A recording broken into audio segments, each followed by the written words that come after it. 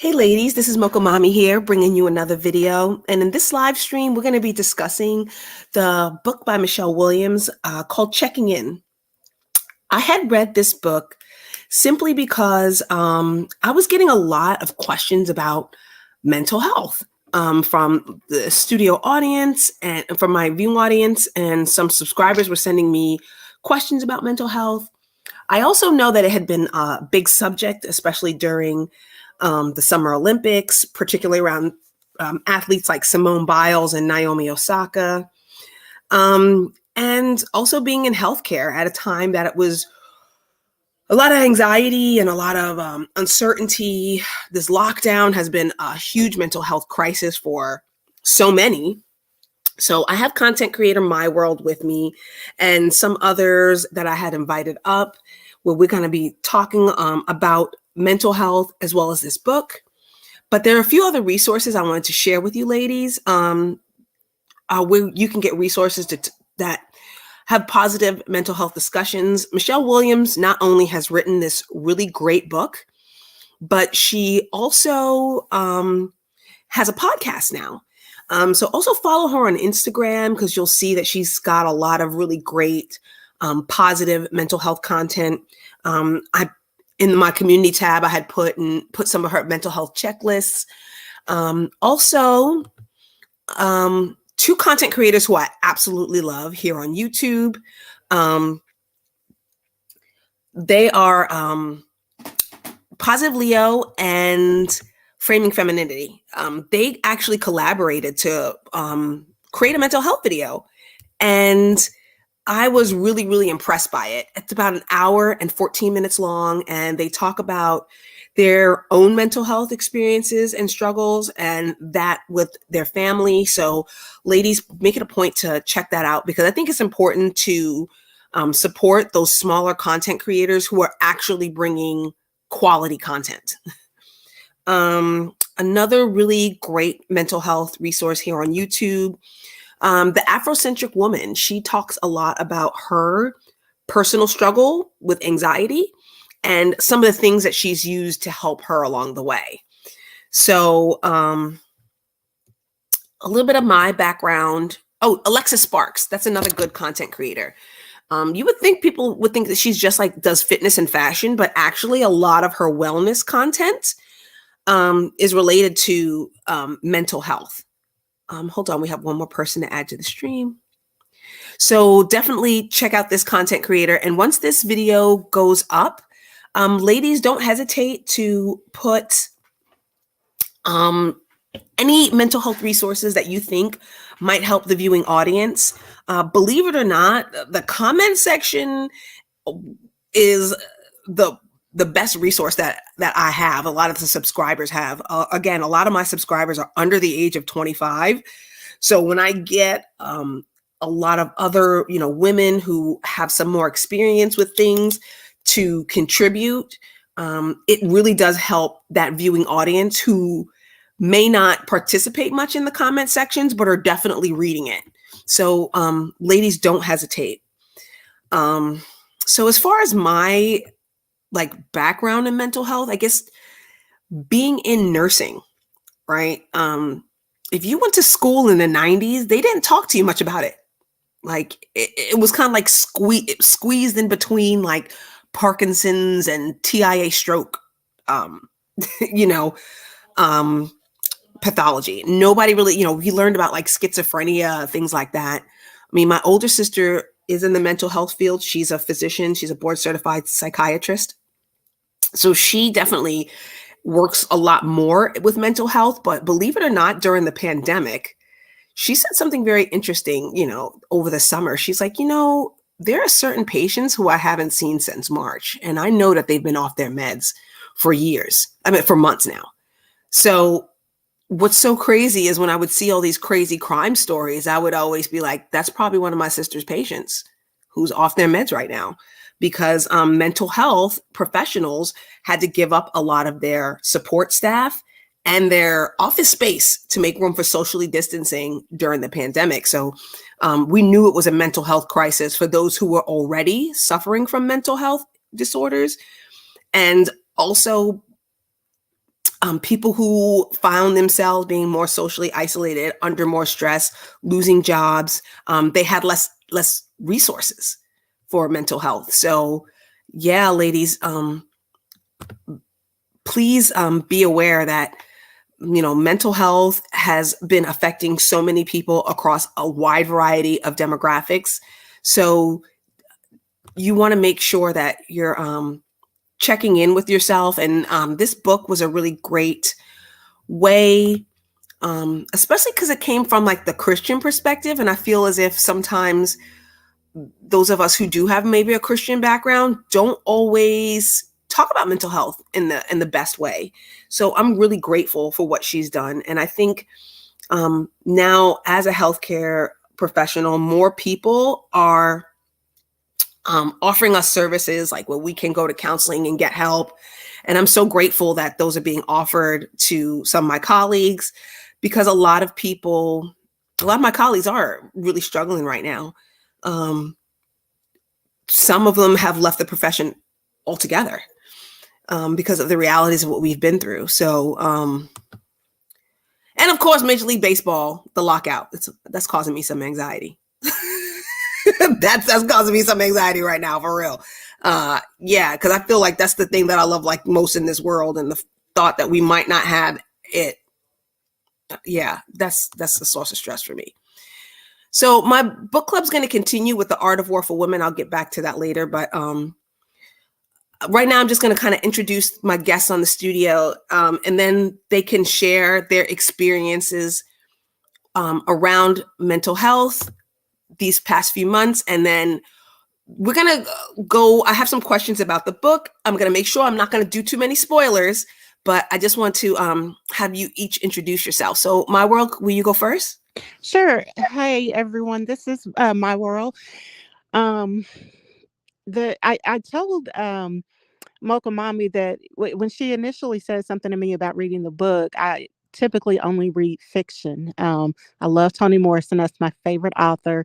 And I was like, girl, no, because I only read, it came off to me as a what do you call it? Self-help book. And I don't really do those. So I wasn't interested, but she told me, about the Christian aspect of it and the mental health aspect of it, both of which are things I discuss on my channel, being a devout Christian, but also being, divested and a woman, and just, all the things that we have to deal with being, educated and professional. And so I was like, okay, girl, fine, I'll read the book. So I ordered the book and I actually enjoyed it. I was surprised. I'm so glad you did. I'm glad you did. And Yogo, you want to introduce yourself? Sure. Hi, ladies. Hey, everybody to the chat. So I'm Yogo. I came across Mocha Mommy's channel by chance through another content creator, and I've really grown to love her content. And I came to notice that she was going to do a book club, starting with The Art of War and the Checking In book. So I got both that same day, and I ordered them. And I've just started reading Checking In. Like I mentioned in the chat, I'm close to halfway, so I actually haven't gotten to chapter 6 yet, but it's okay because I'm reading the book mainly as part of this book club. So, as far as what we get into, I might be able to still answer certain things based off what I've read so far. I'm really enjoying what I have read so far, though, because kind of like my world, I don't really read too many autobiographies. So this is actually my first one outside of the Michelle Obama's Becoming book. Um, and goodness, I think I lost my train of thought. I know we were introducing, but was there something else you wanted me to touch in on too? Kind of learning how to do these things, the panels and all that. Yeah, no, you're doing great. So with everything that's been going on around the subjects of mental health, what have been some of your biggest overall takeaways? Because I know that it's been kind of like a hot button topic, but how have you personally been protecting your own mental health? I'll start with My World. Okay. For me, okay, so I produce content. I have a channel, and lately I've been focused on weight loss. Right now I'm obese. And for me, I found that in order for me to do well with my weight loss, I can't be as wrapped up in producing content. So, for instance, I do have a couple of mental health diagnoses, and I've learned that I have to prioritize myself. I think we as Black women often put other people and other things first. So I have to be sure to prioritize myself, and also be sure to walk away from toxic energy, not only people, but situations, things like that. And so sometimes that may look lonely, but it really keeps my mental health where it needs to be. If I get too wrapped up in other people's nonsense, then it definitely hurts my mental health. That's a good one. Like prioritizing yourself and prioritizing your boundaries. What about you, Yoga? With all these discussions about mental health lately, what are some of your biggest takeaways? For me, it's been about, and actually, I agree a lot with what my world said as far as just protecting your energy. With everything going on, just in the real world and even in certain spaces, it can be a lot. So sometimes you do have to um, take that step away. And for me, I've also learned the importance of being vulnerable with yourself over this time, especially because I've had a lot of life changes that I've gone through for a lot for the good, but it still can be a lot, and it could be, you can kind of be tough on yourself when you make certain decisions. So just being vulnerable with yourself, and that word in particular has been really stuck in my head a lot since reading this book, because Michelle in this book to me is being vulnerable in such a way that just sometimes we forget celebrities are still people. She's really letting it all be known, at least so far what I've read. And sometimes when you're just going through things, you have to be willing to do that with yourself if you're trying to see what's the root of why you're feeling a certain type of way when you react to certain things. And sometimes just taking that step away from not the world, but just taking that time for yourself. Right. That's a good one. I think prioritizing your own like self care and taking time for yourself. But how do you still prioritize your self care and still make sure you have time for a healthy interaction? Because one of the things that she had talked about with checking in was not just making sure you check in with yourself, but making sure that you have a good support system. So, what are some of the things that are a good part of your support system that's helping you um, still make sure you get some healthy interactions? Remembering to check in, or not literally check in, but like just remembering that you do have people, or if you do have that support system, just to reciprocate that same energy. Oftentimes I find myself getting so caught up with life that I don't reach out to those that I love, or the ones that I know for a fact love me just as much as I love them. So for me, it's just keeping that line of connection. I understand that we're not going to always be able to, be on the phone 24 hours a day, 7 days a week, but just um, remembering to reach back to those who have shown you that love. Okay, that's a good one. Right. I'd like to echo what she's saying. Hmm. One of the things, like, so what I do for a living, I go through a lot of names, and a lot of times when I'll see a name that'll remind me of a friend or something, since I started reading the book, especially, I'll just go through and send that friend a text message. Nothing, real long, but just says, "Hey, you were on my mind, and I just wanted to check in with you. If I can think of something that, like, for instance, I came across the name of my childhood best friend, and her first name, I came across it in another way. So I texted her and was like, I remember the time when we, blah blah blah, and it was part of when I not only read checking in, but I also listened to it. Um, and there was a story that she told that just kind of reminded me of something I went through as a child. And so I texted my childhood best friend and say, I was just listening to this book and this happened in it, and it made me think of you and blah blah blah. And I like the last time I saw her was at her dad's like wake. So it was like over a year ago. And there we have friends like that. You go to college, you pledge, you make friends, you have sores, and then you all kind of disperse to wherever you came from. And it does like I think yoga. I'm sorry if I'm saying it Yeah, wrong, yoga. but Yeah. like okay, but yeah, like she just said, it's not that you have to stay in consistent contact with people to check in, but it's just when they cross your mind, touch base with them and see how they're doing. And I think there's nothing wrong with that. And there's something else Michelle said towards the end of the book. She said, "Don't wait for other people to check in with you. Don't look at when was the last time they contacted me. Just do it because it's the right thing to do." And it's like if I waited until all my friends or source or whatever checked in on me first, I might not ever reach out to anybody. But I don't have a problem with being that friend that you can count on, even if we don't see each other, but you know, very rarely. My world, Yeah, that's a good that one. was really key, and that just actually made me reflect on something. Just I apologize, Mocha Mom. We're about to say something. I apologize. No, no, go ahead. No, I was just gonna say, that was actually as the past couple of months, that was actually something I did struggle with because even when I mentioned about checking in, I kept emphasizing that that they love you, quote unquote, because I struggle with reaching out if I haven't heard from people from some time. That ego kind of comes in my way. I'm kind of Yeah. actually going through right now with one of my friends where I'm like, I haven't heard from you for months now, and but the ego, is making me not want to. But deep down, it's like if she's in my thoughts, I need to just woman up, quote unquote, and just reach out to her. And when and I understand too now, if something is really terrible has happened between, I'm not saying to kind of get into that if it's a trigger, but just going off of that little thought in your head, if you want to reach out to someone, do that because that's kind of putting in that time and emotional energy that takes to maintain friendships and bonds with folks. But anyway, that was just that just made me think about when my world said that. Yeah, and you know what? Before I read the book, I started to get like you. I don't know how old you are, but I'm 43, and I started to get like that. Well, I haven't heard from so and so, so they haven't reached out to me, so I'm not going to reach out to them, or I'll find myself I'm the one always on a flight to someone's, life changing event or something, but no one's ever flying to Texas to see me for anything.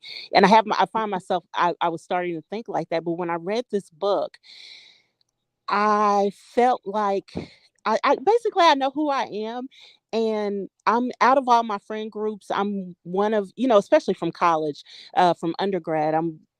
I think probably the only one that's still single with no kids. So it's like my time looks different than theirs. And when I get around them and their family, and they got kids, and they just don't have. Oh my It's gosh, just hectic, yes. versus when you're single and kind of, and child free and, you can just kind of do what you want. So not only did this book kind of help me get over myself as, to deal with the ego thing of people not reaching out, so I'm not going to reach out to them. Um, but when she had the breakdown and she talked about how certain people basically stopped reaching out to her. Like when the cameras are rolling and the fame was to be had, that everybody was around. But when things got hard, Hmm. no one was around. And I don't know, like I said, I know Mocha Mommy and I are in the same age group. We went to undergrad around the same time. I don't know how old you other ladies are, but that's something that you'll find in life is when the going is good, everybody's around, everybody wants to party when you're successful.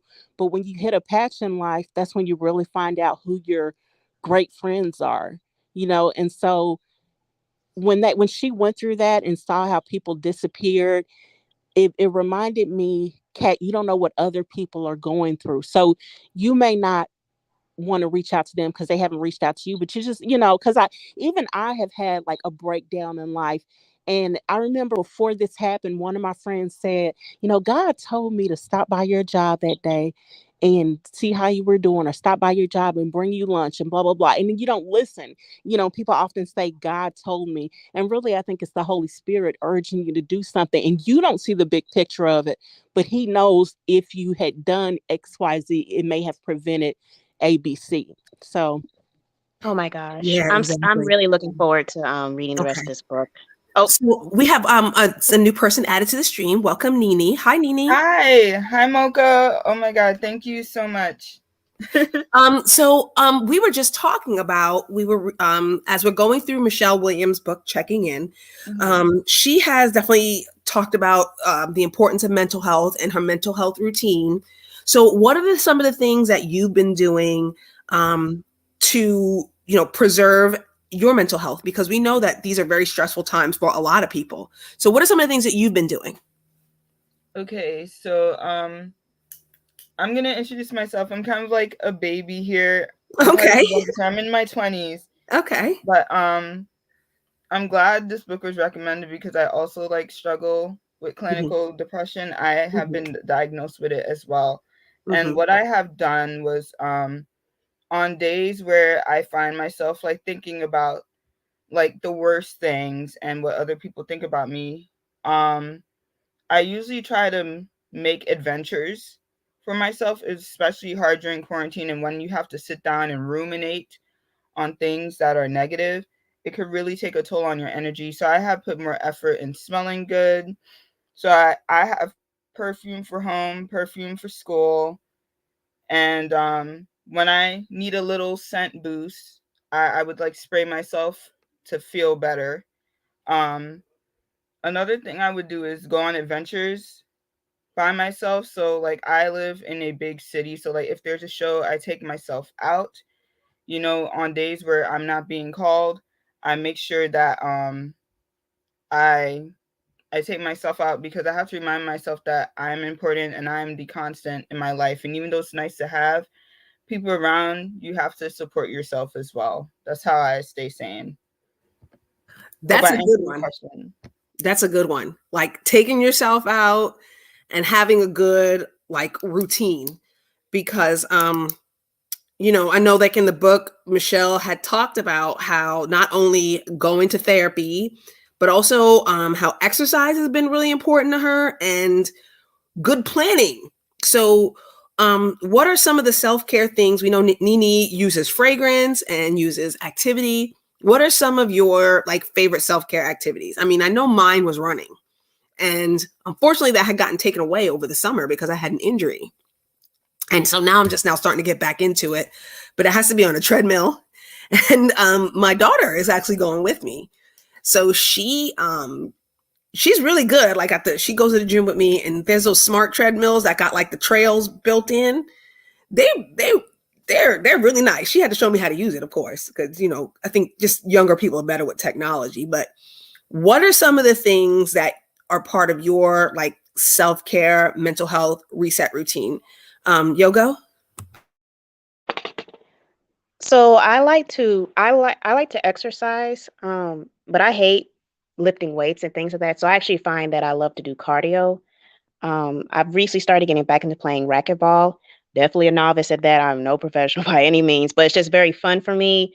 It gets the heart pumping, and I really enjoy that. And it's also a game that you can play by yourself, and that's something I really like because it's high energy, but it kind of leaves me with my thoughts. Even if I'm focusing on hitting that ball, it's just me and that echo. So sometimes I get to think on that. While I'm even doing some high energy activity, like swinging at the ball, but I also do like to garden or plant items indoors because it's winter.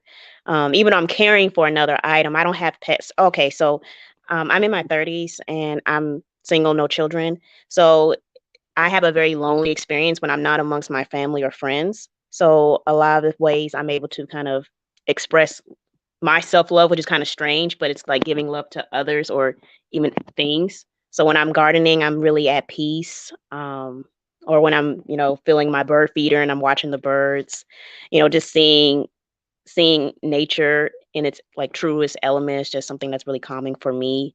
And it really just makes my mind clear. Um, and that's pretty much my main things. And sometimes I'll do some catch up on some reading. Marvel, what about you? You said who? My world, what about you? Oh, okay. Y'all, Mocha Mommy often will come to my page and encourage me, and I'm very into painting my nails. And she said something about self care one day in regards to my manicure, and I never thought of me painting my nails as a type of self care. That, like, to me, this self care thing is kind of like a pop psychology word right now. It's really popular, but it's like there's just certain things I always do. I make sure my hair is done, or I keep my nails done. So those are kind of some of the more materialistic things. But other things I do that people don't necessarily discuss with self-care is I go to therapy. on time, every time.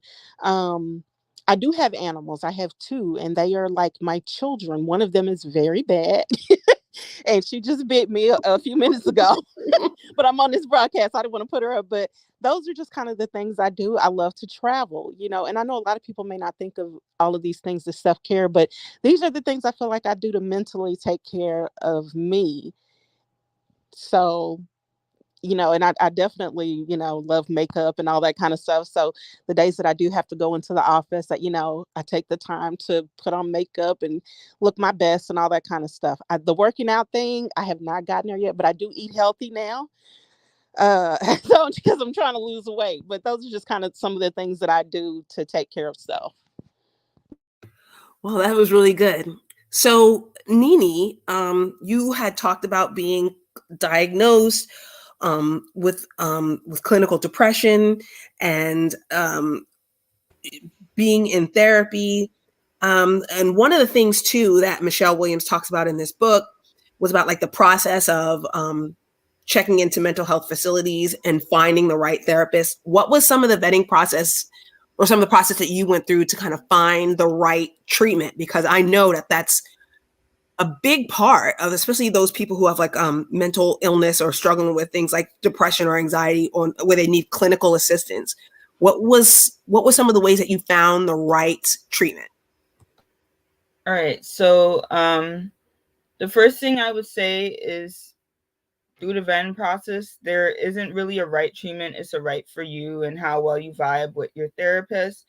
What I found, this has been happening for years. So I was briefly in therapy in my teenage years, but then I stopped, and that's when it got heavy. And I personally thought I didn't need the help until one day I had to sit myself down as an adult and say, okay, these are the traumas you've been through, and you need to find out why you're sad all the time. So first, the vetting process starts with you. You have to vet yourself and say, okay, like, are you ready to receive this help? And not only are you ready for the help, because you could say that you're ready, but also you have to be ready to receive it and be willing to make the changes. And if you aren't ready for that, then if you can't overcome that first step, you won't get to the rest.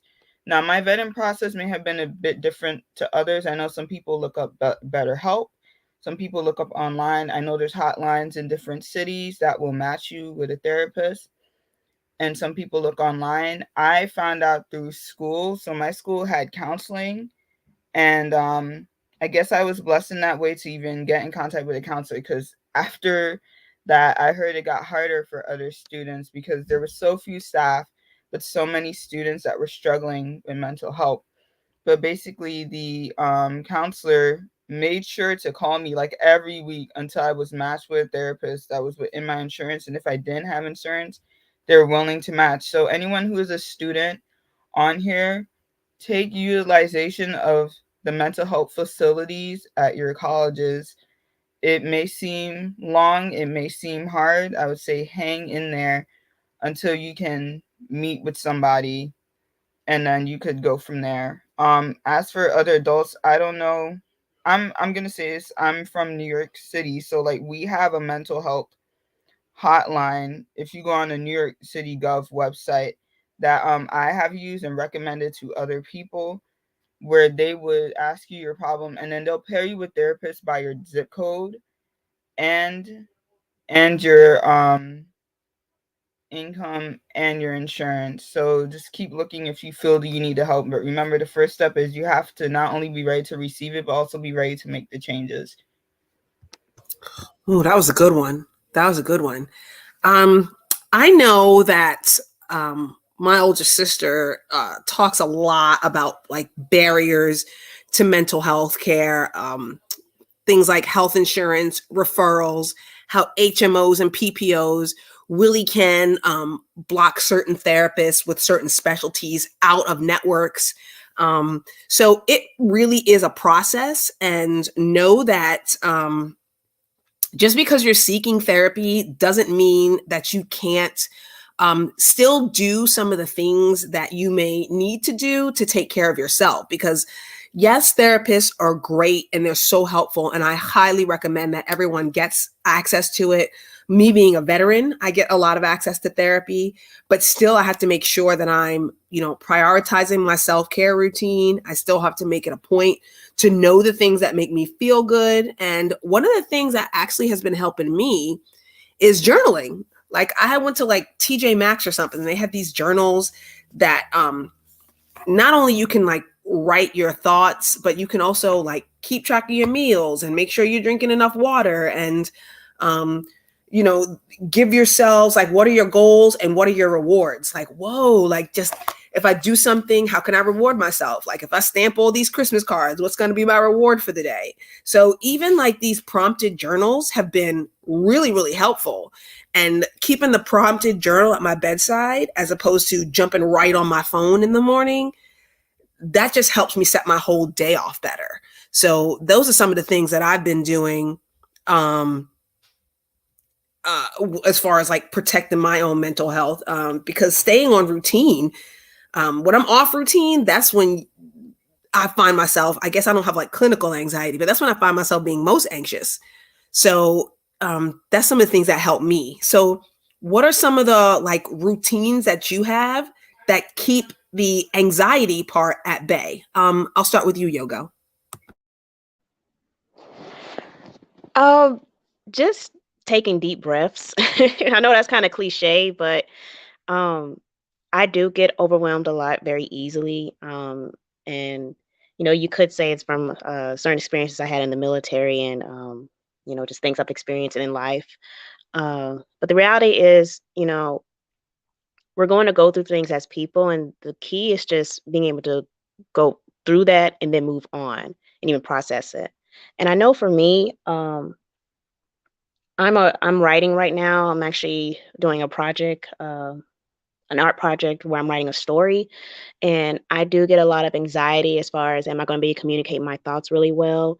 And I find that if I go ahead and write them out as it is, even my thoughts, that's like giving me the anxiety when I'm writing a scene.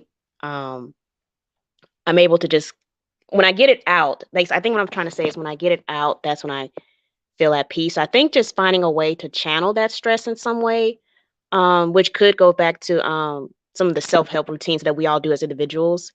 I think what I'm trying to say is just it's so strange. I don't know why I'm choking up right now, but like just pushing through.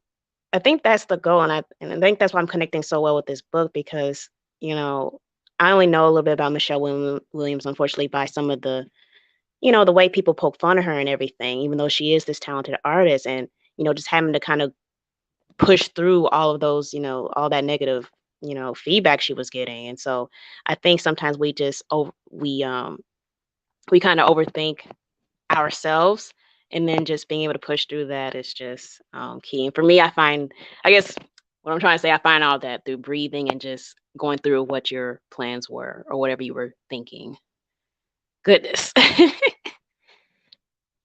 My world, what has anxiety ever been a struggle for you? And what are some of the ways that you, I guess, kind of curb or handle if anxiety ever becomes a struggle? Because anxiety was also a huge part of this book as well.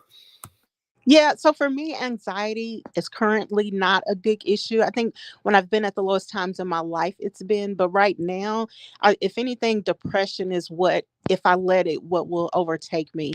I do take medication though, so it doesn't take me into dark places, but I used to have a very black and white thinking, life or death. Everything is just, when I'm not on my meds, everything is very dramatic. Like everything is literally a life or death situation. I actually wanted to speak to what I don't remember her name, but she was saying you asked her, I think Nini, about vetting therapists and things like that. I recently made a video that says something like what I wish I knew in my 30s. And one of the things that I talked about is the importance not only of therapy, but also of the right therapist. So Mocha Mommy and I both live in Texas. In Texas, I'm assuming most of you ladies on here, you have a regular job that has insurance that covers mental health things. But for any of you women who don't, or if you know someone who is, not served in that area, in Texas, they had something called North Star. And I think it's called, I think under every presidency gets called something different, but it's basically where you could go get mental health therapy and medication, and the state would take care of it. And in Texas is a red state, so if they offer it here, I can only imagine they would offer something similar in every state. But therapy is so important. I really feel like most Black Americans need some kind of therapy, regardless of your socioeconomic background or how you were raised, two-parent family or not. Most of us are just dealing with baggage that we need to talk to a professional about. And I feel like that's why we have so much wrong in our community, because we don't start with self. There's a lot of pointing of fingers of this is what's wrong with you, or this is what's wrong with you all as a group or whatever. And really, I think if, charity starts at home. So I have to start with myself and fixing what's wrong with me. And while that may not necessarily be anxiety, for me, it is depression and not feeling overwhelmed by whatever's going on in my life. Like, oh, I just don't want to live anymore because, this sucks or whatever. And that's the kind of thinking I'm giving to, if it were not for, my faith in God, I think is the number one thing. But as a Christian, I feel like God gave us therapists and he gave us medication, and I'm going to take all that and do all that. I'm going to do everything that he's given me, use the tools he's given me to be who he called me to be. I heard that. And now, Nini, in this book, Michelle also had talked about her struggles with anxiety as well as depression. Has anxiety ever been a struggle for you? And what are ways you do things that you may have taken on in your life to curb anxiety? All right. Anxiety is like my middle name. Anxiety has been, is, and I guess like as I navigate through this life, it will be a struggle. I know it was caused by like certain things in my past, so I have overcome that. So now I know there's a reason. So it makes me like stronger when it comes to approaching it. So how I usually combat anxiety, because like it's so easy to wake up with negative self-talk. So like I didn't grow up in the best environment.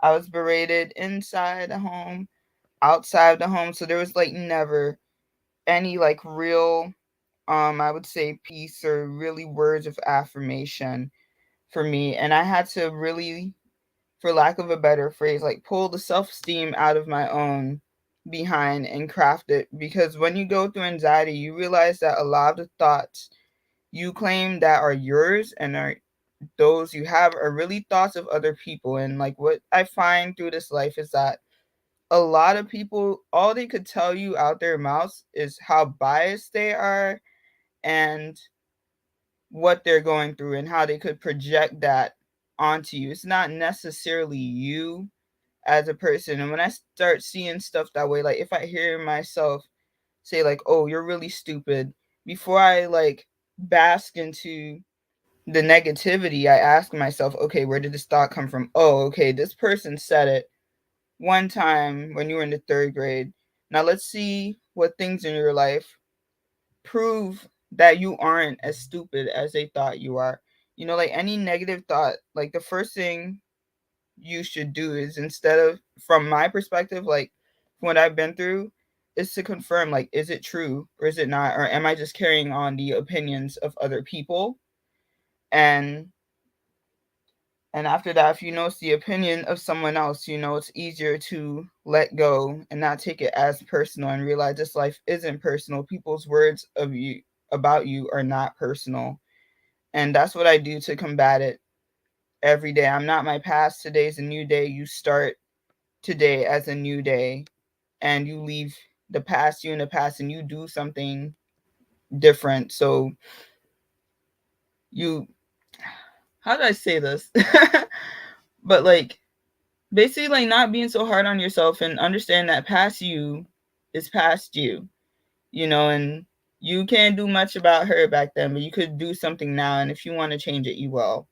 And it's something you navigate daily. You have to remind yourself daily. It's not something you get there and, oh, now you have it. Self-esteem is a work in progress. Anxiety, work in progress. Depression is always a work in progress. And if I can speak to what she just said, that the past you is past you, I like that. I think oftentimes people who know you, which is usually your very close friends and family, will often weaponize your past against you. So while you may not be the person that you were, and you may not be behaving currently like you have at your worst, people will weaponize that against you and say, all kind of hurtful things to remind you, or to try to make you feel like you haven't come as far, or you're not as evolved as you think. And I think part of taking care of yourself mentally is not to let yourself be defined by your worst mistakes.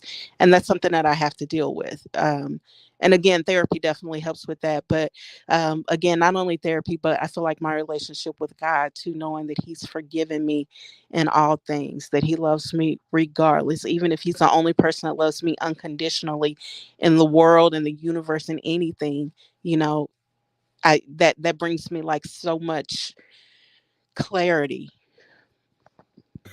Right. And I'm so glad you brought that up because one of, Michelle had spoken in the book about one of her big sources of anxiety was a lot of the criticism that she was faced when Destiny's Child went through their transition, thinking like, well, she's a church girl, and how they had spoofed the fact when she fell performing one time for on live TV.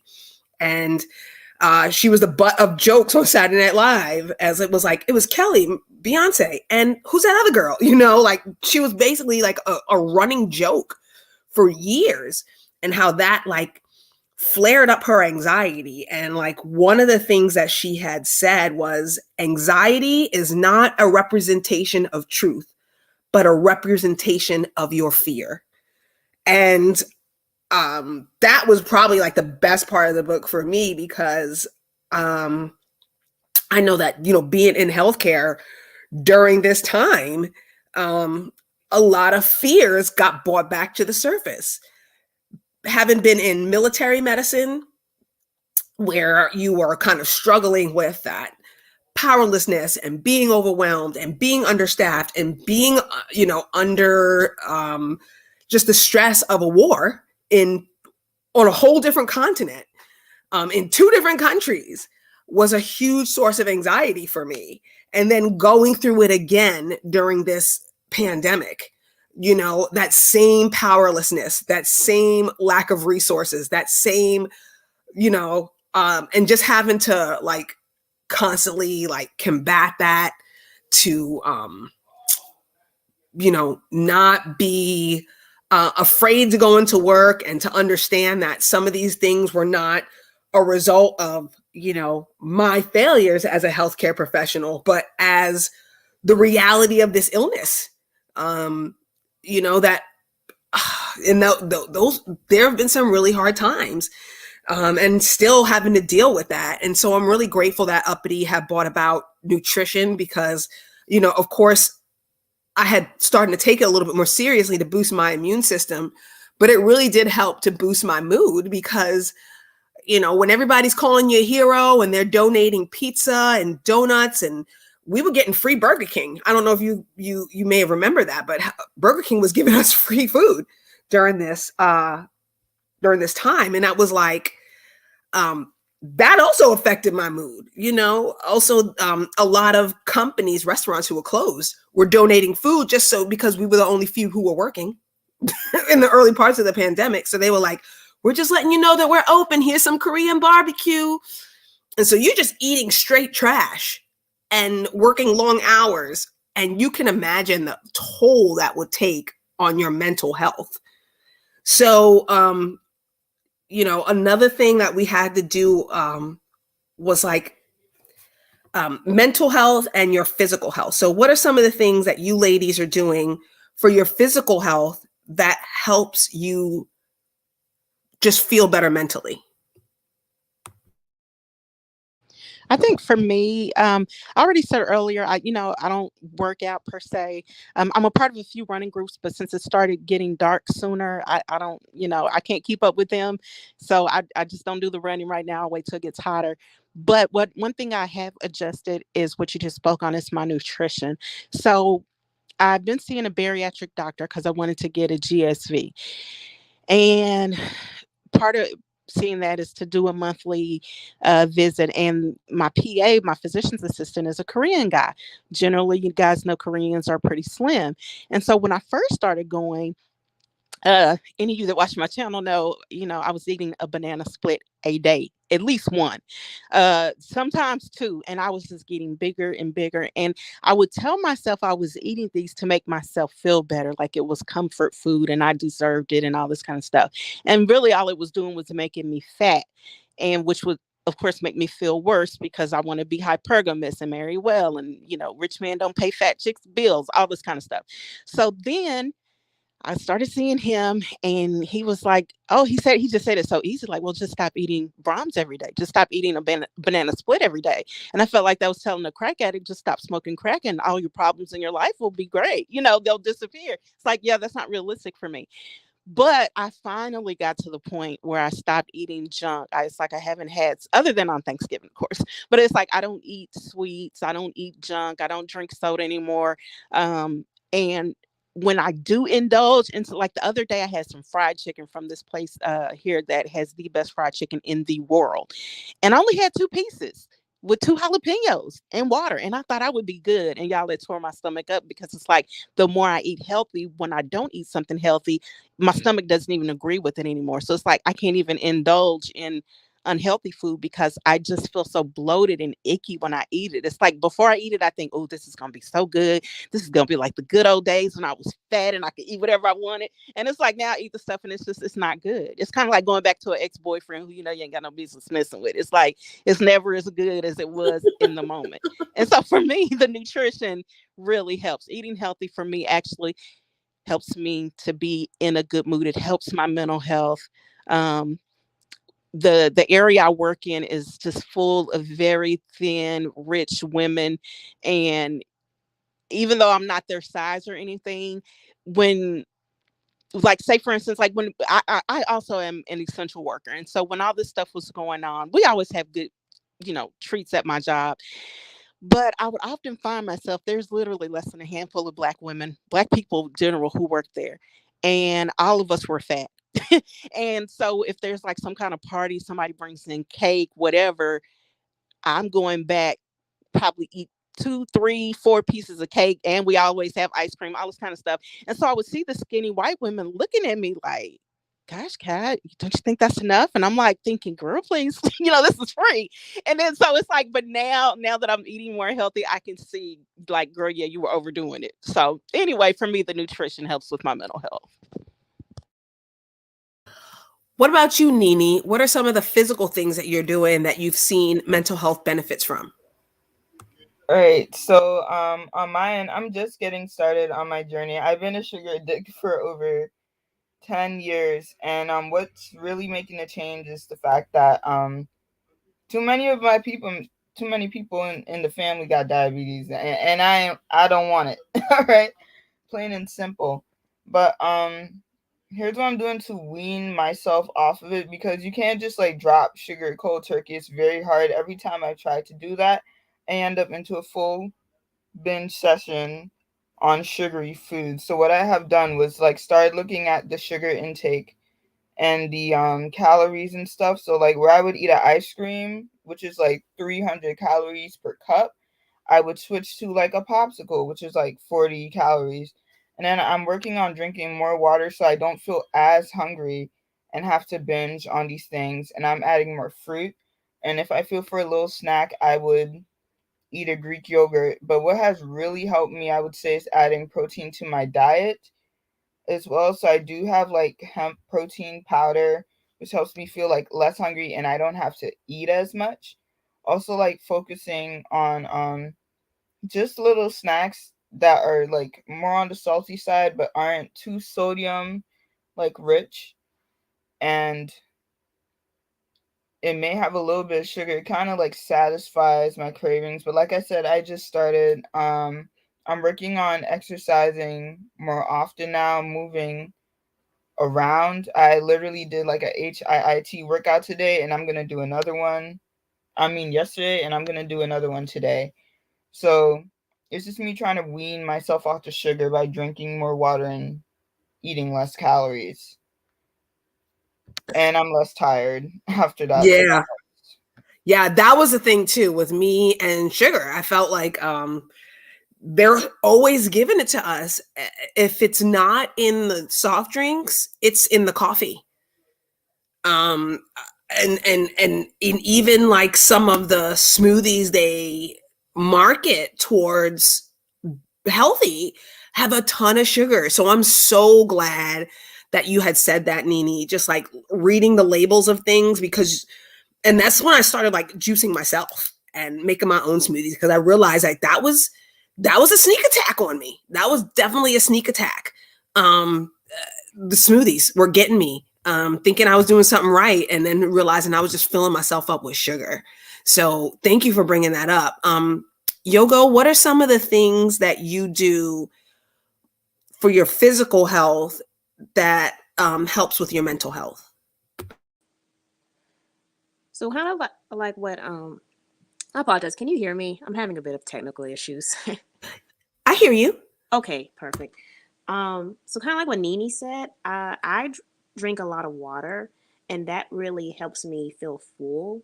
Um, I also I've incorporated vegetables and fruits as something that I go to for snacks. I try really hard not to have anything that has a known amount of sugar, like a candy bar or something. So I actually put a lot of fruits in a jar, or I like chopped up fruit in a jar or vegetables in a jar, and just have it ready to go. That way I can either warm it up or eat it raw, depending on what type of fruit or vegetable I'm eating.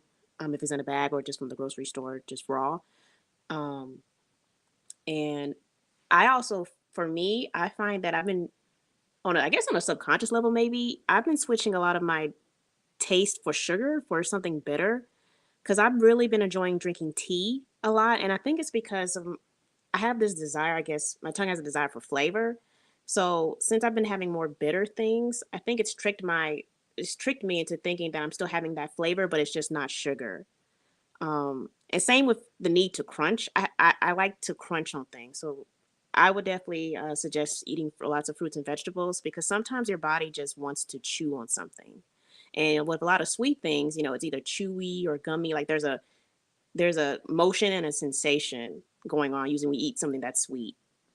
So that's kind of my suggestions. But I know when it comes to liquid sugars, that's pretty tough, especially if you're a soda drinker. That took me a long time to wean myself off of, but I kind of had to do that one a little bit cold turkey. I know that could be quite difficult. So I don't really have anything as far as anything sweet and how to wean yourself off, but definitely for food items, something that's crunchy and switching that taste bud from sweet to something bitter.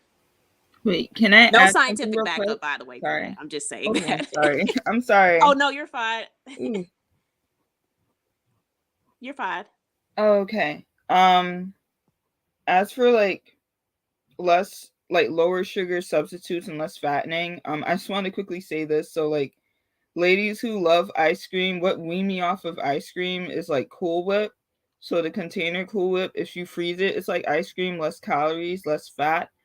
Also, if you're craving for something sweet but not super sweet, like pineapples, carrots are kind of sweet as well, if you guys want to use that as a snack. And for yoga, you would get the crunch as well. So I just want to add that.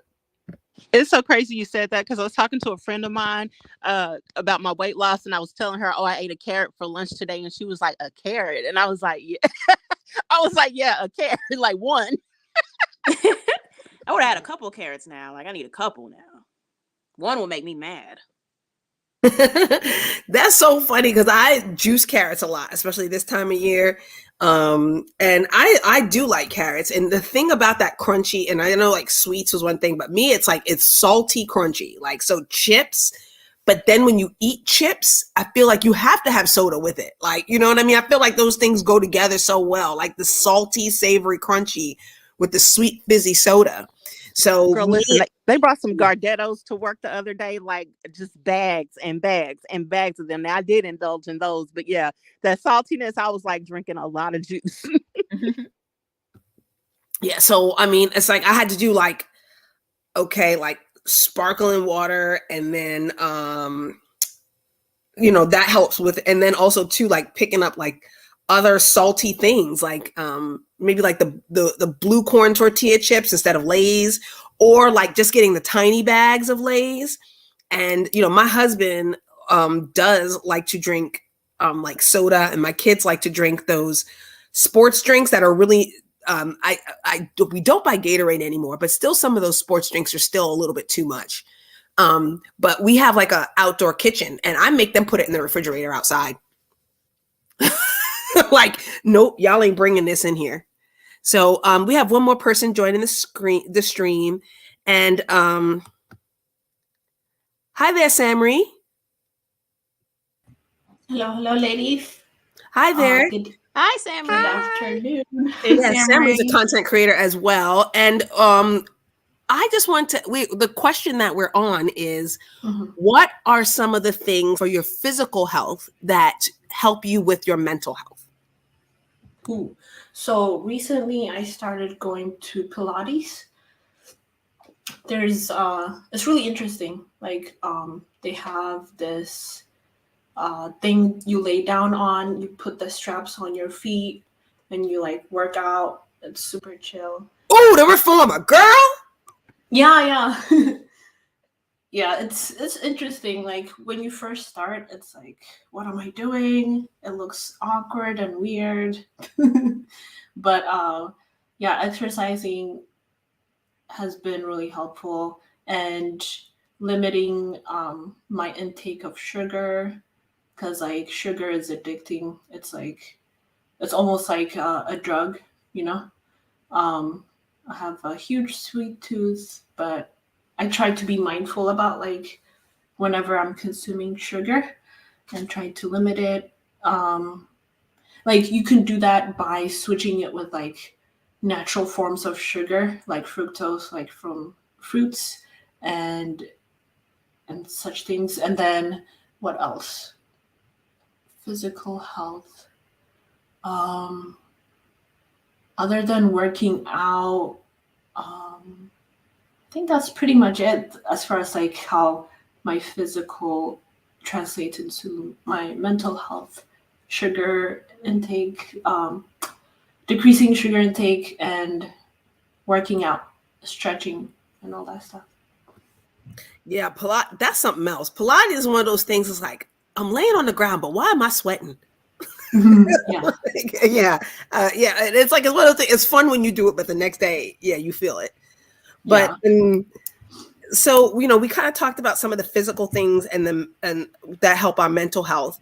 But and negative self-talk, that was something that was brought up a lot in this book. You know, of course, she had to change a lot of her media consumption, simply because there was so many negative things that happened to Michelle Williams when it came to media. But what are some of the ways that you are change? And I know that's one thing I've been definitely trying to work with on this platform. Ways we're changing the way we get entertainment. So my world, I'll have you go first. What are some of the things that you're doing to kind of clean out your mind mentally, so you're not dealing with as much negativity coming in? You know, that was a real struggle for Michelle during this because of how much negative press was around her. Right. One of the things I absolutely do not do, and I definitely encourage my viewers not to, I don't hate watch. So if I'm subscribed to a channel, it's because I love the content. If I don't agree with someone's content, I don't need to sit around and watch anything that's going to anger me or get me incensed. Like life does that enough. I'm a Black woman. Life has enough stuff to anger me. I don't need to add anything to it. So I don't basically consume anything on YouTube or any other platform that's going to anger me. So I don't watch Manosphere. I don't watch, Black men talk about Black women like dogs. If I hear anything about that stuff, it's because I'm watching someone else who's covering it. But with that also being said, not only that, but I don't watch stuff on TV that's going to give me nightmares. So like on Netflix or Amazon Prime, I used to love to watch shows about like serial killers, stuff with abnormal psychology. I used to watch Law and Order SVU all the time, and I was started to literally have dreams about serial killers and R words and all that kind of stuff. And I was like, I got to stop this, because it's like literally now I'm dreaming about this stuff. So I basically don't consume anything visually, that's not good for me. Now, I still do listen to, rap music. I know I'm ratchet, but it's like I just can't give it up quite yet. But yeah, I don't hate watch anything. And I also don't participate in dragging other people that look like me, other women. Let me hold on, let me clarify that. Other women that look like me. So um that doesn't mean I agree with all the content that I see, but if I don't, I just disagree quietly and go on about my business. Chrissy calls it staying on code. I just, you know, I've learned to agree to disagree, and I move on. I don't make, nothing is a hill I'm gonna die on if it comes to, degrading another Black woman or consuming something degrading another Black woman. For me, it had to be cleaning out the algorithm. I definitely had to respond to subscribers because they were sending me videos of things they wanted me to respond to. And I'm like, that would mean I have to watch this trash. And I'm not about to do that. And thank you for Uppity for adding that comment. And another thing, honestly, being a huge sports fan, I had to stop watching basketball. Because I just feel like it's too much. Like, you can watch a whole bunch of basketball and even listening to the commentators, they're talking about everything but what's happening on the court. Stephen A. Smith, he's probably one of the most popular sports commentators. I can't take that man hollering at me no more. I just honestly, I feel like whatever these housewives and stuff give is happening in the NBA right now. And it's a shame because the Knicks are good for the first time in over a decade, but I can't watch it. I can't deal with it. I can't deal with their drama and their politics, and I can't deal with it right now. So, Nini, what are some of the things in media, kind of like how Michelle Williams had talked about in her book, where she had to kind of tune out some of the negativity? What's some of the things that you've had to just cut off to protect your mental health?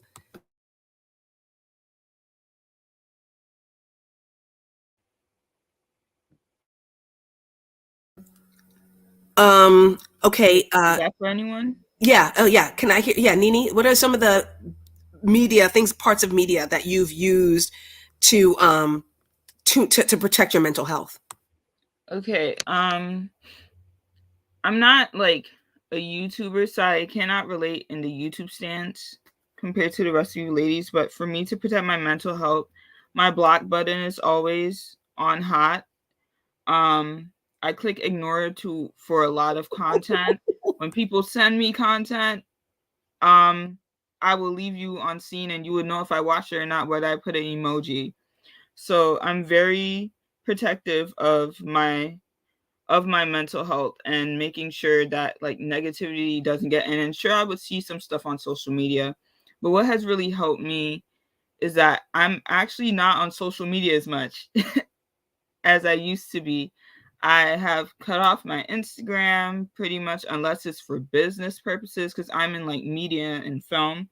So Instagram's cut off, Facebook is cut off. If I have a Facebook friend whose posts are draining my energy, I would delete them immediately or click unfollow. I do not have time for that type of stuff. I have to be very sensitive to my energy because I have to speak for me.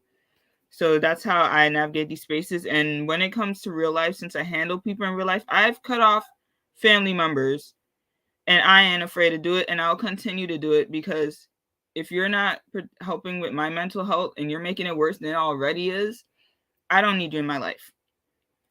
Sorry if that sounded blunt, but sorry, not sorry.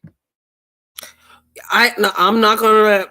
Don't have to apologize to me for that. But Yoga, what are some of the negative media things that you've had to cut off from your life, as far as consuming to protect your mental health?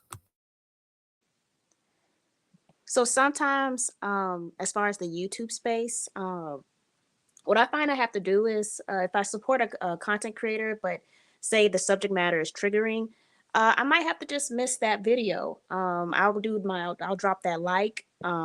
but I won't engage it as far as commenting because I know it's going to trigger me. And I feel like that could be that's a struggle for a lot of people who support a lot of different platforms on here, because you want to support the content creator, but sometimes for your own mental health, you have to step away from that particular video or that topic. And it's really great when the content creator does understand that. So what I do personally is, if I do want to still support, I'll just drop that like and then engage the next topic. Because I think sometimes we feel the need to comment on something we dislike when we really need to just step away from it. Because you can still support without engaging it in a way that makes that puts you in a negative headspace. And as far as other media, kind of like with what My World, I think it was My World. She said that she kind of had to fall back from the crime dramas, and that's a personal struggle for me because I watched Law and Order and all their versions of the show, like since I was young. That Lifetime, all those type of crime drama based imagery, I definitely consumed that for so many years. So having to step away from that was really hard. But I just started to realize as I got older that this has definitely imprinted in me in some way, as far as how I view things, because I'm very high strung and paranoid a lot. It's kind of weird I'm admitting this, in front of a lot of people, but yes, I do kind of walk with a head on a swivel now that I'm more aware, especially now that I consume certain content on YouTube. I'm very wary, that we can get into gender war and all that, but just sometimes it could be a lot. So you have to almost just step away without really a buffer. You just kind of have to do it. So I had to fall back from those type of shows and the news too. That was particularly difficult because that was actually how I bonded with my family as an adult. We would just, whenever I would visit them, the one thing we do is just tune into the 6 o'clock news. And it's always, of course, they're going to highlight the most craziest thing going on.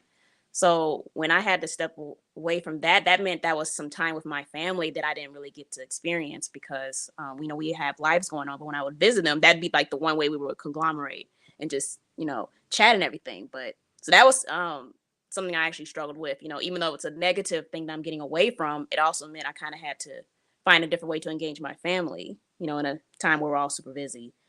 So those are just kind of some of the things that I do as far as blocking out the negativity or trying to get away from it in the social media realm or So any show produced by Dick Wolf is not good for your mental health. So I guess no, not at all. So Samri, what are some of the things that you've had to kind of clean out media wise to protect your mental health? So I definitely changed up the algorithm when it comes to YouTube, and I was super into Clubhouse, and there were some incidents that happened that made me be like, okay, I need to step back because this is not healthy. So I stopped going into rooms and starting rooms for 3 months, and then coming back to it now. It's healthier because it doesn't have such a strong hold over me. Because before I was like, okay, I need to go there and spread the message of divestment. But now, now I'm like, okay, what do people have to say? What are, what interesting things are happening in the sci-fi world, in, space exploration, other dieting techniques, the child-free movement, and, all these different stuff other than, drama, because Clubhouse can be super toxic. And then my brother actually makes sure to schedule weekly check-ins with me and my cousin. And we basically vent out about our week to each other. And it's nice because it's good to have people who understand you, who you don't need to explain things to, or they won't gaslight you. And we have healthy debates, of course, because we each have our own views about how to better ourselves and the Black community and all that stuff. And then I listen to audiobooks. Sometimes I play it on Clubhouse as well. So if you want to follow me on there, I play, like really interesting books on there. And then I don't watch TV at all. I haven't watched TV since I was 14. My aunt, Wow. my aunt donated the TV, and we just like got used to not watching TV. So like I don't watch the news at all. And to be honest, like it's super healthy. And if there's like some news that you need to know for survival, you're going to find out in indirect ways, because with the whole parallelogram, whatever that we're experiencing. Like I didn't know when it started, to be honest. I just found out like in March, and from work they were like, oh yeah, you don't need to come in because of this. I was like, oh, okay. Yeah, so I didn't have to watch TV for that. What else? And on YouTube, I'm subscribed to a diverse like channels that have nothing to do with drama and the Black community and all that stuff, like Just for Laughs, which is like a Canadian comedy show where they do pranks and stuff, and they're super funny. And then also I follow Kevon Stage Studios. I'm subscribed to. Yeah, so they're super cool, and it's good to see that there are some Black men who are not against Black women. So that's actually pretty healthy for your mental health, to go out there and like see positive representations of Black men, and yeah.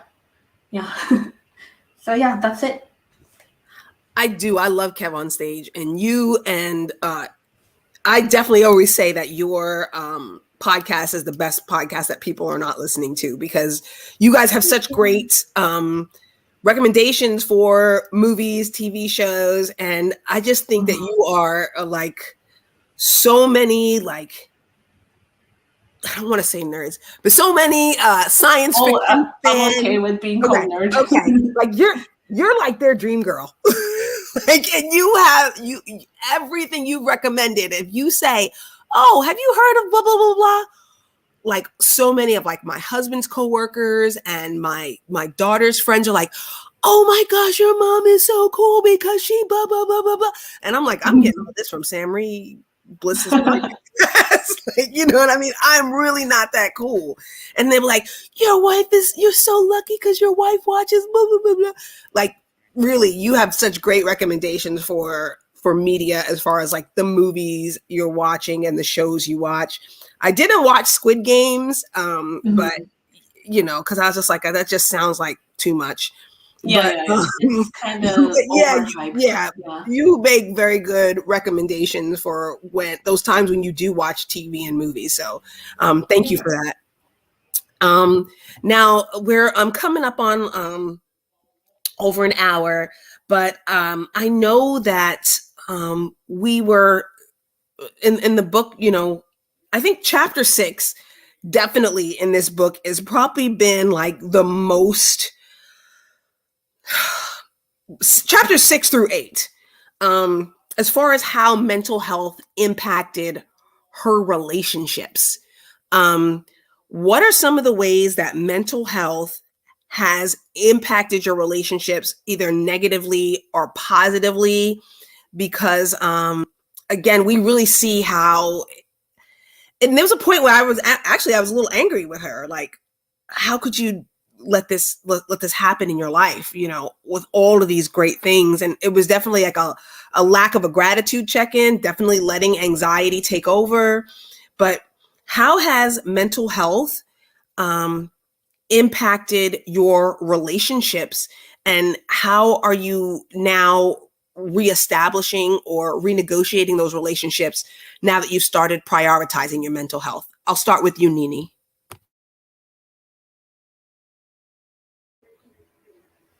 Oh, sorry, I just messaged the chat saying I'll be back in 5, but I guess I could quickly say this. When I read that part about her relationship with Chad, I could like totally relate. That's why like instead of like being angry at her, I was just sitting there like, yeah, I know how it feels, you know, when you feel that even when the world is given to you and everything you ever wanted is given to you, the first thing you ask is, am I deserving?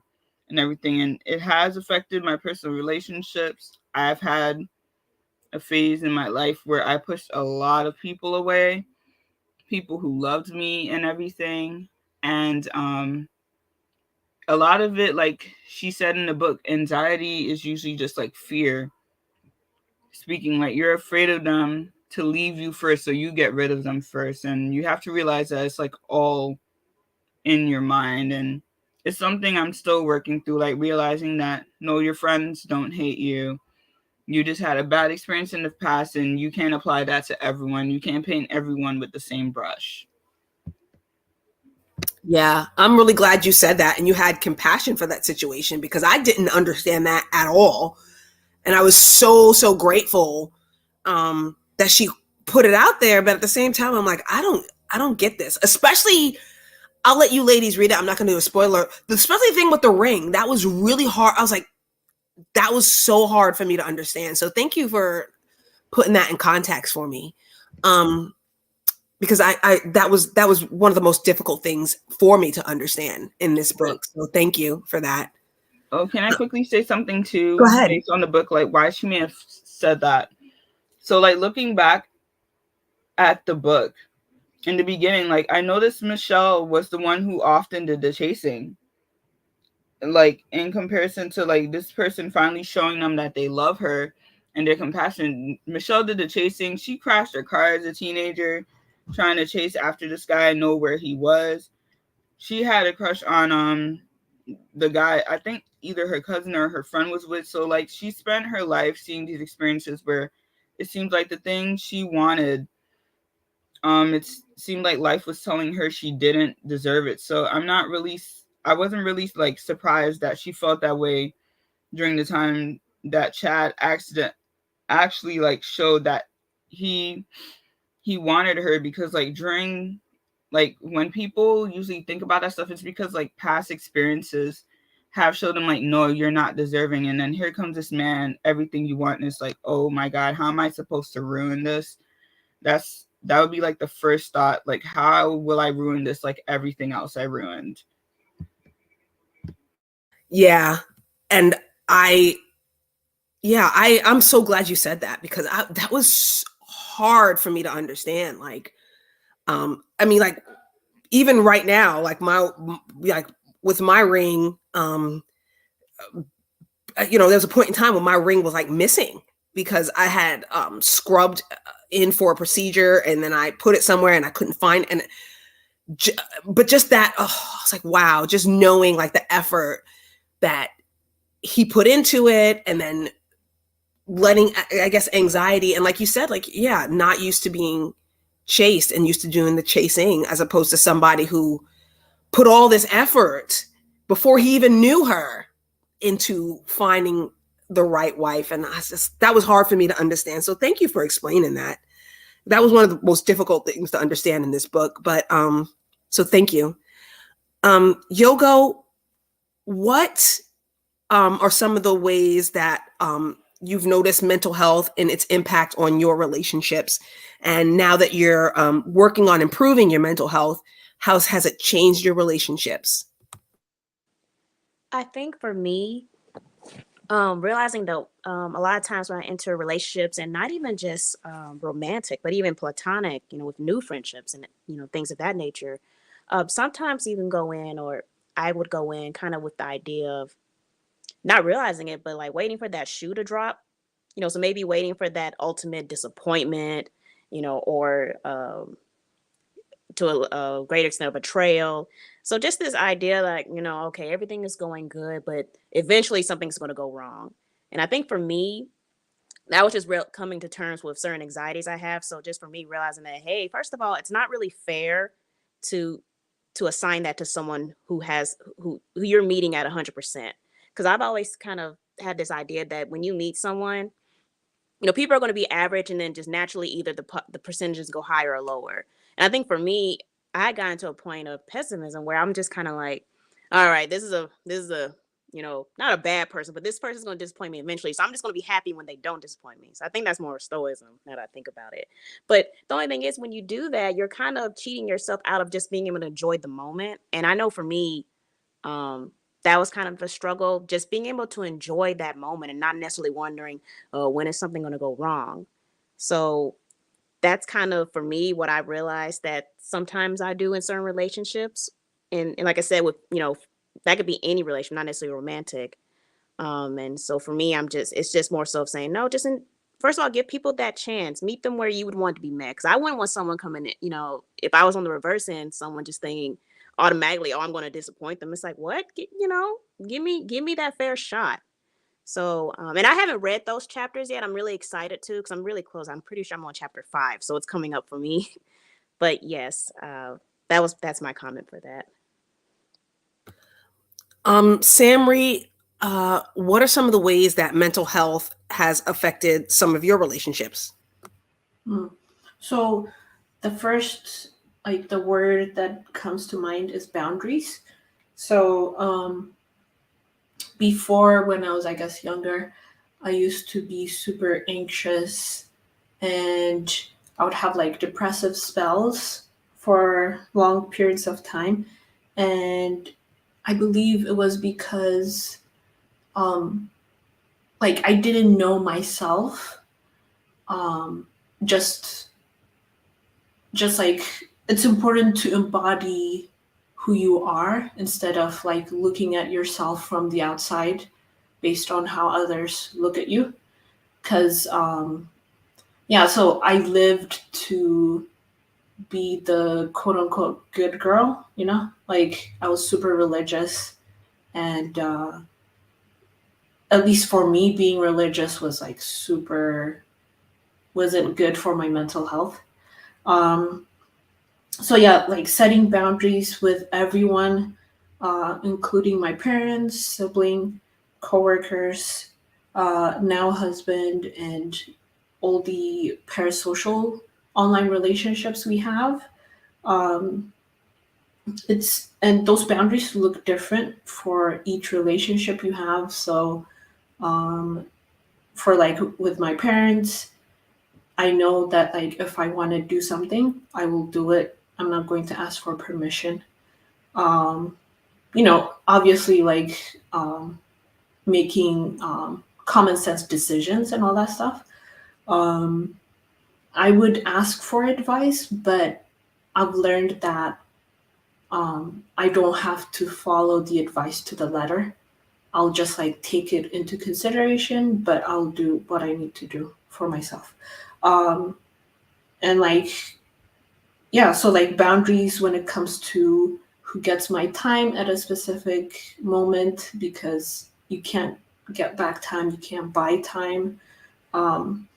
And yeah, so like creating more time to reflect on life and making plans for the future, journaling, exercising, I don't know, watching cool shows and movies, and also learning about different theories in psychology. And the study of psychology has been really helpful, because things that are happening, like mental health and social happenings, are not just magic. Manifesting things like like words like manifestation, all that stuff, it's not magic. You don't have to like put a spell on anyone or yourself. It's all psychology, and that knowledge has been really helpful. That's a good one. And thank you for very much too for also sharing about you working through like adult attention deficit disorder. Like, I saw it before and I was like, I wonder if she, you know, and then when you talked about your relationship to caffeine, I was wondering like, okay, yeah, it's highly likely. And the fact that you are pretty open about that. So thanks a lot for just talking about, your own, fears and a lot of the book recommendations you make on your website, butterflybush.org. So definitely, ladies, check that out. And then also now even talking about some of the things you're still working on in your life. So thank you for being really open on your platform about that. And, my world, you're also really open about being in therapy, boundaries that you've set with new friends and old friends. Tell me how your improving mental health has impacted your relationships. You know what? I had to take a page from my mom. If any of you guys have watched my channel, you'll know I was raised by a single mother. And I will never say she was the best mom in the world. She did the best that she knew how. A few years ago, she visited me. And my mom is one of those people that can cut anybody off without, like it's even me. I'm her only child, but she can cut me off and never speak to me again until like we both get to heaven, if we both make it there. She's just one of those kind of people. She can cut anybody off. And I had to take a page from her book when she sat me down and explained to me how she cannot, for her own existence, she cannot allow toxic people in her orbit at all. She can't have anything to do with anyone toxic, I think, except her husband. But when she told me this, I didn't get it. I was younger. I was in my 30s. But now that I'm older, I get exactly what she meant. So for me, I have to cut out any toxicity with anyone that's not, beneficial to me, if that makes sense. So if I feel like someone's treating me or behaving in a way that's toxic for me and the way I view the world, I can't with them. The other thing is I have a therapist. I have two therapists, but one I have had for the last 9 years off and on. She's a Black woman. We're both in our early 40s. I'm divested. She's not, but she knew me back when I still, dated Black men. And when I am feeling whatever about any kind of way, I make a note of it. And when I have therapy with her, we discuss it. And I feel like she is one of the few people in the world who I can listen to her advice and not feel like she's telling me something that will ultimately benefit her, if that makes sense. So I run things by her. If mentally I'm thinking maybe this isn't right, or if morally I'm not sure, I'll run things by her. Because like I told you guys before, I can think very black and white about things, but I will often run things by her just to kind of, is this mentally healthy, basically? Because if I were left to my own devices, I wouldn't even be here. I would have been and took myself out a long time ago. But because of therapy and medication and the grace of God, here I still am. And so because I'm not the best judge of things mentally, is something good or bad for me, I run things by her first before I kind of progress with them, if that makes any sense. So cutting out toxicity and therapy for me is very important.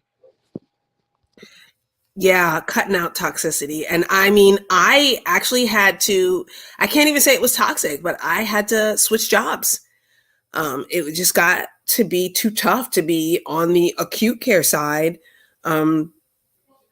Even though, because my coworkers, we were at each other's throats and we were crying and and I had to leave. I had to leave that workplace. I had a similar experience. I used to work for a Black-owned company. 97% of the employees was Black. 100% of the ownership was Black, and it is the most toxic place I've ever worked at. And even though I made more money there than what I do now, when I tell y'all I come home happy, I'm not coming home crying about what somebody said or did or didn't speak or any of that stuff. That's another thing, is working somewhere where you can be who you really are. Like if you're working somewhere and it's bringing out your absolute worst characteristics or toxic behaviors, it may be time to think about working somewhere else, because that's what was going on with me.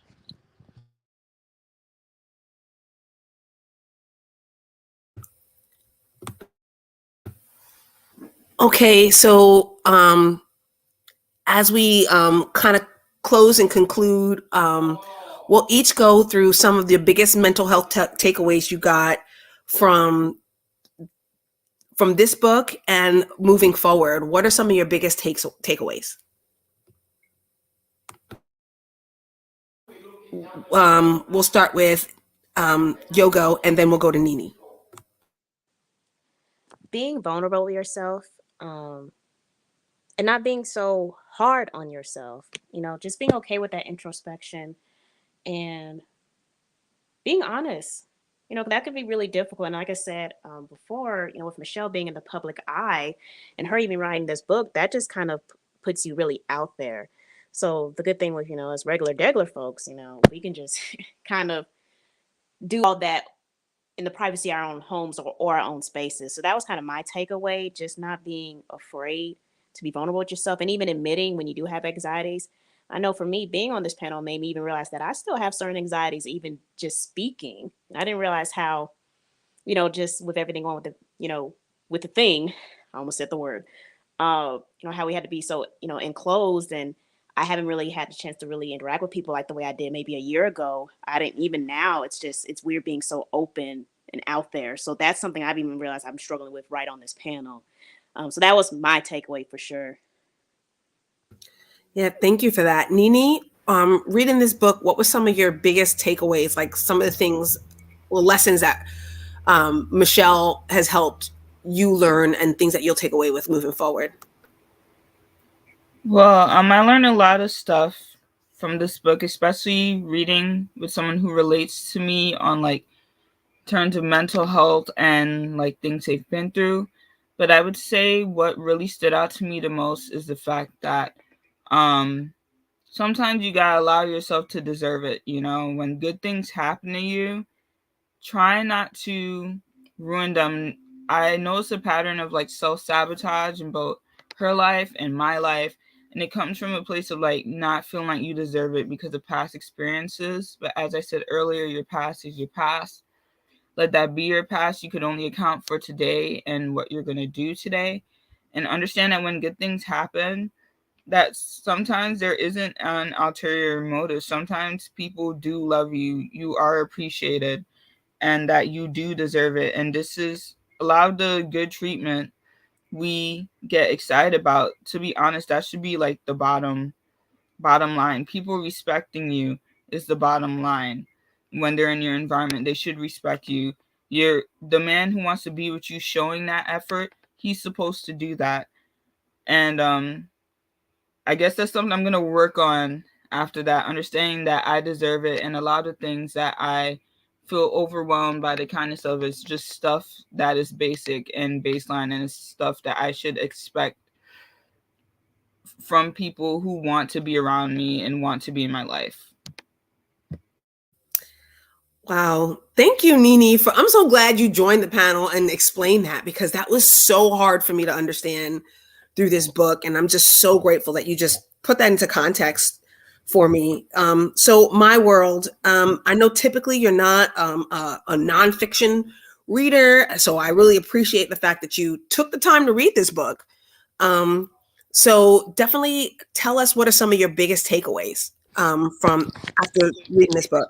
If a man buys you a $250,000 ring, marry him no matter what. That's the biggest one. But I liked when, okay, I literally made notes. So let me try to make this real quick.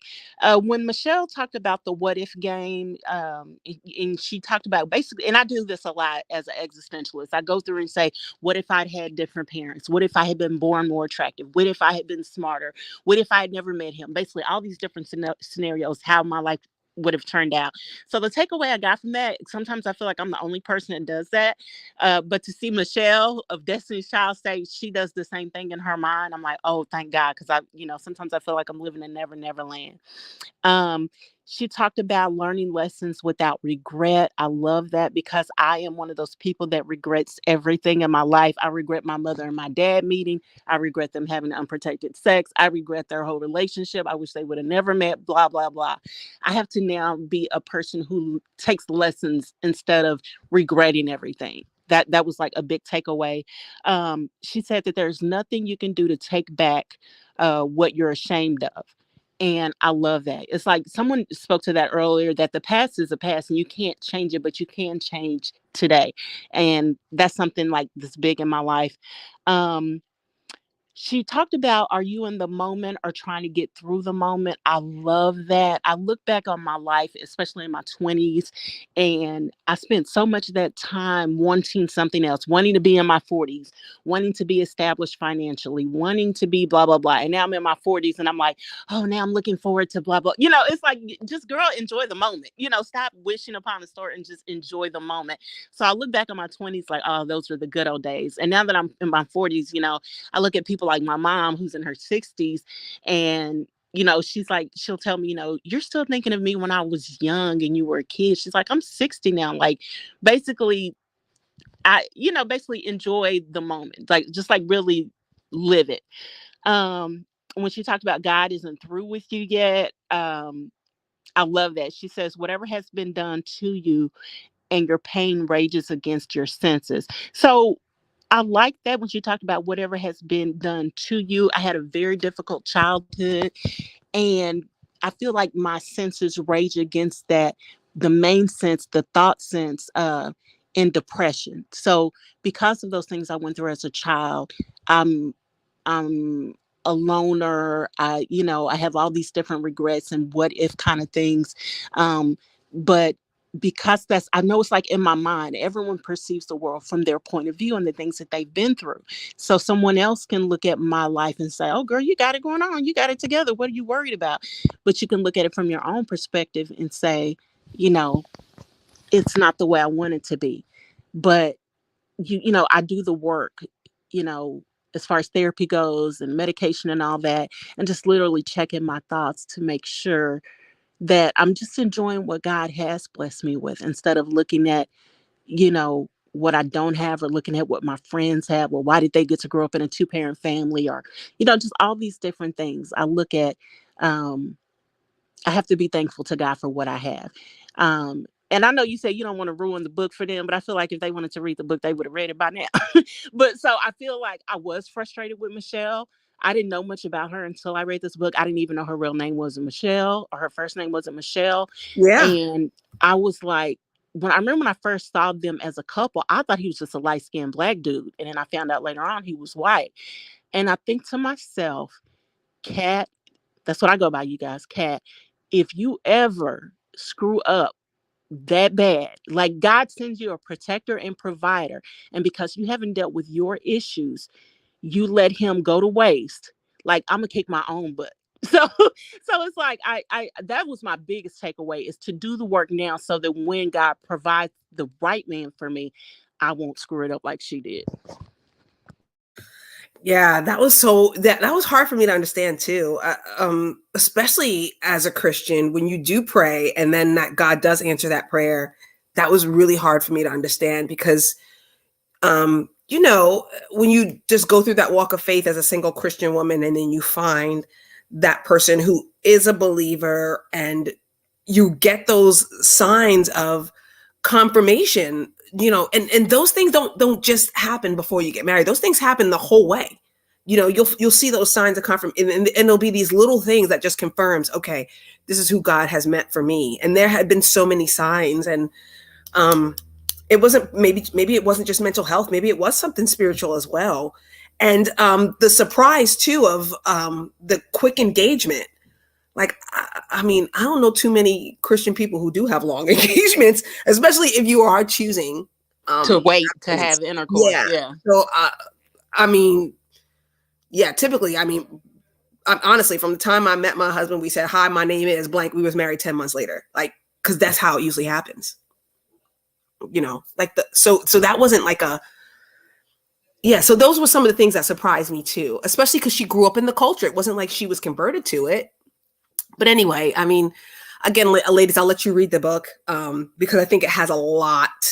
There's a lot in there, And Samri, what were some of your some of the biggest takeaways as far as like mental health practice that as we conclude, that you can share with us? Okay, so I haven't read the book, but in general, I've learned in life about mental health is to be mindful.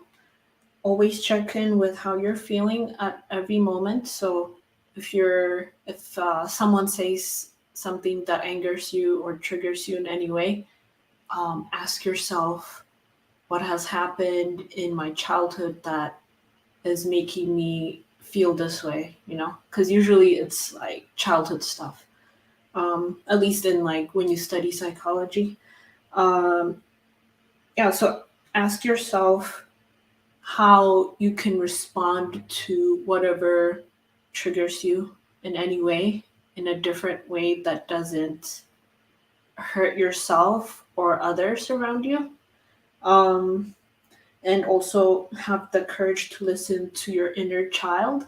There's this concept of the inner child, which is like, um, like everyone was a kid at one point, and as you grow up, you sort of like neglect the inner child, and like that neglected child shows up in really interesting and weird ways in your grown-up life.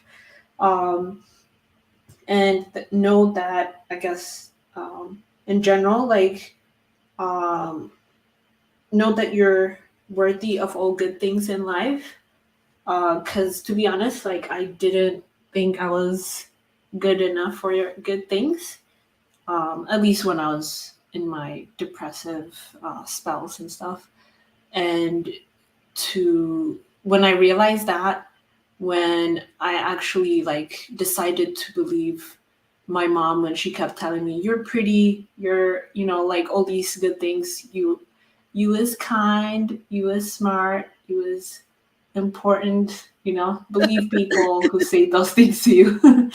So yeah, thank you.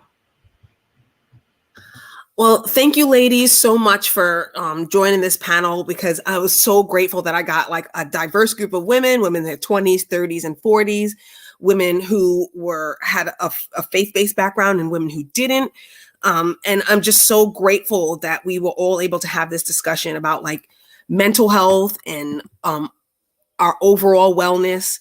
And I really do suggest this book, simply just because I feel like, as a Christian, I feel like we don't talk about faith and mental health enough. So this was a really good book when it came to that. And also some of the practical steps that we can take once we realize that we do have a problem, because so many of us do. And understanding that anxiety and depression have so many different sources and so many different treatments depending on who it is we are. So, ladies, I want to thank you so much for just adding not just your 2 cents, but all the nickels and dimes and dollars that you had to add to this conversation. So thank you all so much. And I'll make sure I post this on my channel, and links to the content creators who are up here, and also Samri's website, which has a lot of great mental health and social commentary. So ladies, thank you so much. And you guys have a good evening. Thank Thanks you. for Take hosting. care, everybody. Thank Bye. you. Bye. Thank you. All right. Have a good night, everyone.